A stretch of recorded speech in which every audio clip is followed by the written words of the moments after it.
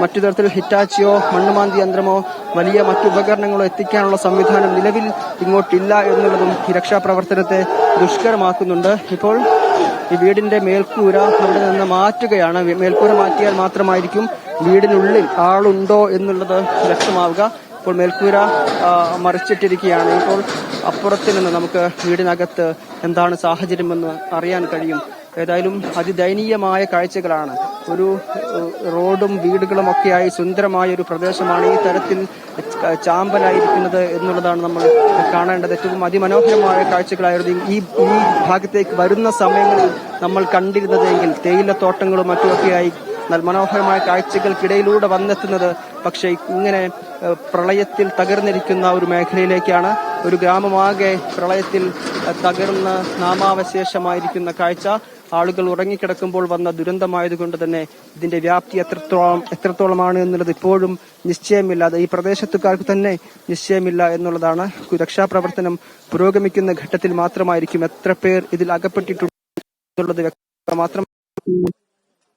ശക്തമായ മണ്ണിടിച്ചിലിൽ, ശക്തമായ ഉരുൾപൊട്ടലിൽ വന്ന ശക്തമായ മലവെള്ളം ഇരച്ചെത്തിയപ്പോൾ ആളുകൾ ഇവിടെ നിന്ന് ചാലിയാറിലൂടെ ഒഴുകി മലപ്പുറം ജില്ലയിലെ ഭാഗത്തേക്ക് ഉൾപ്പെടെ ഒഴുകിയെത്തിയെങ്കിൽ അത്രമേൽ ശക്തമായ രീതിയിലാണ് ഇവിടെ ഉരുൾപൊട്ടൽ സംഭവിച്ചതെന്ന് വ്യക്തമാവുകയാണ്. അതിൽ ഇവിടെ അവശേഷിച്ചിരിക്കുന്ന വീടുകൾ മാത്രമാണ് ഇത് ഒലിച്ചുപോയ ഇവിടെ ഒട്ടുമേ കാണാത്ത എത്രയോ വീടുകളും എന്നുള്ള ില്ല അത് ഇവിടുത്തെ ആളുകൾ സ്ഥിരീകരിക്കുന്നുമുണ്ട്. ഒരു അടയാളവും കാണാത്ത തരത്തിൽ ഇവിടെ കെട്ടിടങ്ങൾ ഒലിച്ചു പോയിട്ടുണ്ട്, വീടുകൾ ഒലിച്ചു പോയിട്ടുണ്ട് എന്നുള്ള കാര്യം ഇവിടെയുള്ള ആളുകൾ നമ്മോട് സ്ഥിരീകരിക്കുന്നു കൂടിയുണ്ട്.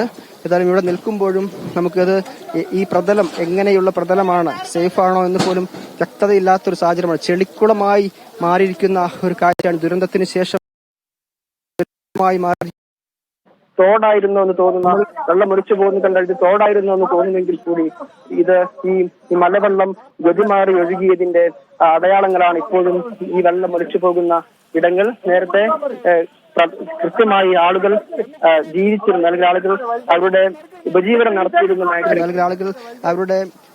നടത്തിയിരുന്ന മേഖലകൾ, അവർ താമസിച്ചിരുന്ന വീടുകൾ, അതെല്ലാം തന്നെ പ്രളയത്തിൽ തകർന്ന് തരിപ്പണമായിരിക്കുന്ന കാഴ്ച കൂടി ഇവിടെ നിന്ന് കാണുകയാണ്. ബന്ധുക്കൾ, ഈ മുണ്ടക്കൈയിൽ താമസിക്കുന്ന ആളുകൾ ഇവിടെ എത്തി അവരുടെ ബന്ധുക്കൾ ഇവിടെ ഉണ്ടോ എന്നുള്ളത് നോക്കുകയാണ്. അവർ പലരും പറയുന്നത് വീടിനകത്ത് ആളുകളുണ്ട്, അവരുടെ ബന്ധുക്കളുണ്ട് എന്നാണ് നമ്മോട് പറയുന്നത്. അപ്പോൾ വീണ്ടെടുക്കാൻ വേണ്ടി, തിരിച്ചു കിട്ടാൻ വേണ്ടി, മൃതദേഹമെങ്കിലും തിരിച്ചു കിട്ടാൻ വേണ്ടിയുള്ള പ്രവർത്തനമാണ് ഇപ്പോൾ നടത്തിക്കൊണ്ടിരിക്കുന്നത്. അത് ഏറ്റവും നന്നായി തന്നെ ഈ ഘട്ടത്തിൽ നടക്കുന്നു എന്ന് വേണം പറയാൻ. സന്നദ്ധ പ്രവർത്തകരാണോ? അതെ. എപ്പോ എത്തി ഇവിടെ? ഇന്നലെ രാത്രിയാണ്. ഈ ദൃശ്യങ്ങൾ നമ്മൾ ഈ കാണുന്നതാണോ ഈ ദുരന്തം ഇരിക്കുന്നത്? ഇന്നലെ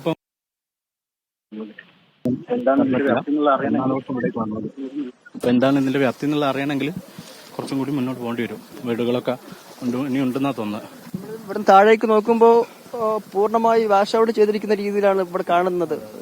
ഗർത്തങ്ങളും മറ്റുമൊക്കെയാണ്. അവിടെ വീടുകൾ ഉണ്ടായിരുന്നു എന്നാണോ ആളുകൾ പറയുന്നത്? വീടുകൾ ഉണ്ടായിരുന്നു പറയുന്നത്. ഇവരെ ബന്ധുക്കളൊക്കെ ഇവിടെ ഉണ്ട്. പിന്നെ അവർ പറയുന്ന വീടുകളുണ്ട്, ഇതിന്റെ ഉള്ളിൽ ആളുകൾ ഉണ്ടെന്നാ പറയുന്നത്. അപ്പൊ എന്തായാലും സെർച്ച് ചെയ്തുകൊണ്ടിരിക്കുകയാണ്.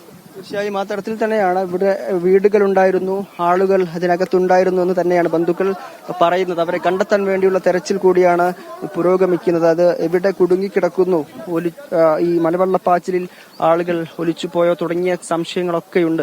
അപ്പോഴും പരമാവധി ആളുകൾ ഉള്ളിൽ കുടുങ്ങിക്കിടക്കുന്നുണ്ടെങ്കിൽ അവരെ പുറത്തെടുക്കാനുള്ള ശ്രമങ്ങളാണ് ഇപ്പോൾ നടന്നുകൊണ്ടിരിക്കുന്നത്. അതിന് സന്നദ്ധ സേവകരുടെ അടക്കം സഹായം കൂടിയുണ്ട്.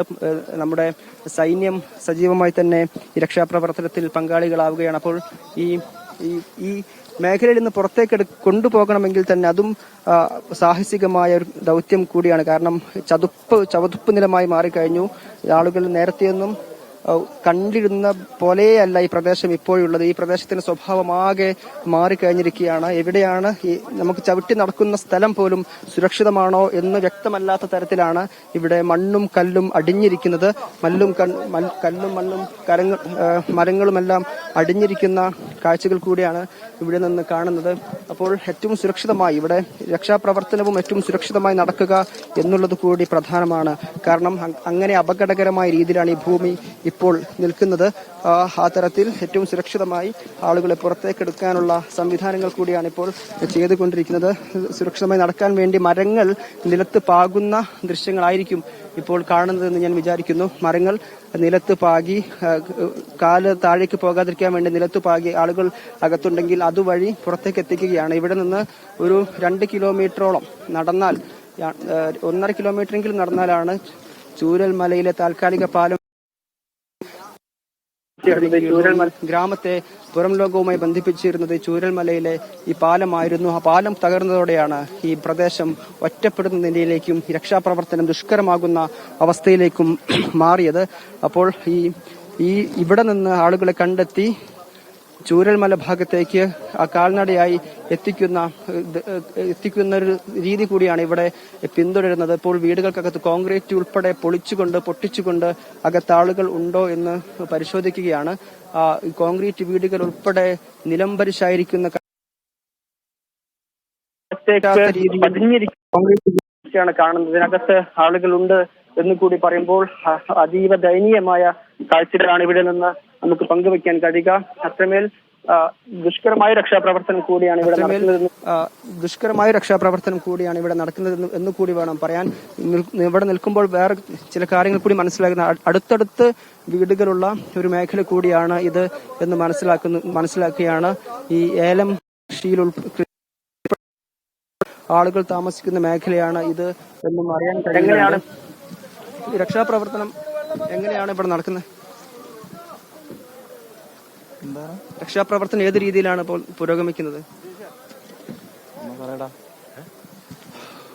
ഓക്കെ, ഏതായാലും ഈ രക്ഷാപ്രവർത്തനം തുടർന്നുകൊണ്ടിരിക്കുകയാണ്. ഏറ്റവും പ്രാഥമികമായി ആളുകളെ പുറത്തേക്ക് എത്തിക്കുക എന്നുള്ളതാണ്. കൂടുതൽ സംവിധാനങ്ങൾ എത്തിച്ചുകൊണ്ട് രക്ഷാപ്രവർത്തനം തുടങ്ങാനുള്ള ഒരു സാഹചര്യം ഇപ്പോൾ ഇവിടെ ഇല്ല.